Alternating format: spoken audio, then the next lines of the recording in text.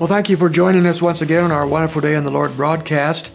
As we're marching through the book of Proverbs, we're looking at various themes that are found in the book of Proverbs.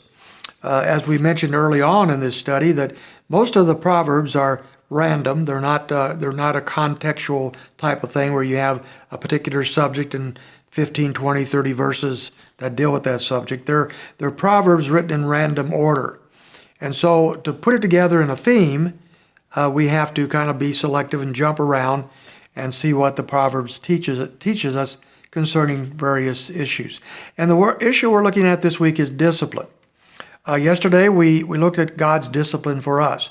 The Lord loves us so much that He desires to keep us on a straight path, His path, the only right path. And at times, He needs to correct our walk, our lives, in order to keep us going that right direction. If we're not corrected by God in that way, we tend to wander off and chase all sorts of wrong things in wrong directions. So the Lord pulls us back to the right path, as we saw in chapter 3 yesterday. Now we're going to look today and tomorrow and the next day at how we are to mirror God's pattern of discipline as parents. So many of you that are listening to this broadcast are parents, or you have opportunities to be influential over parents. And the book of Proverbs has an awful lot to say about parenting and how we are to raise our children.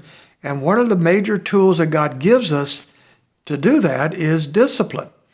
And we'll look at some of the principles concerning discipline as parents for our children in Proverbs. The first thing we would say is we need to mirror God's pattern. If God is the perfect parent, then we could do no better than to be like Him, right? To pattern our raising of our children, including the area of discipline, as we see God doing with us, of those He loves so much. So we're looking right now at chapter 13 today, and we're going to look at two principles concerning parenting and discipline found in the book of Proverbs. In 13:24, he says this: "He who holds back his rod hates his son, but he who loves him disciplines him diligently." Now, this is one of the verses used for corporal punishment, which is kind of on the outs among most people in America and the world today, even among many Christians. The idea is that if you spank a child, for example, that you are abusing that child. And while we would admit that you can abuse a child through a spanking because you spank with wrong motives, you spank in anger, you spank too harshly, and that can be abuse. And we have to always be very careful that that is not what we do. But the Proverbs are talking, when it speaks of the rod, it's talking about corporal punishment.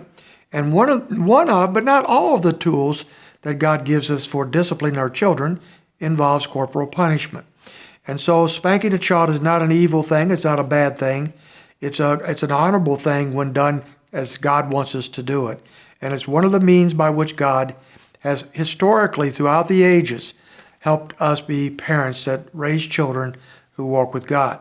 And so when he says here, he who holds back his rod hates his son, that's just the exact opposite of what most people believe today. People teach today, even among Christian circles, that if you spank a child, that's an act of hate, that's an act of anger. And it can be, as I just said, but that does not need to be whatsoever.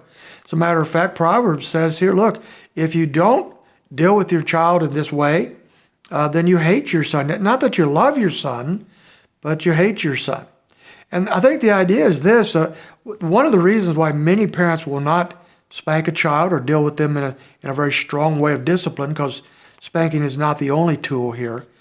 But one of the reasons they don't want to do that is they're concerned the child may not like them, that the child may even hate them because of the strong discipline we brought into their lives.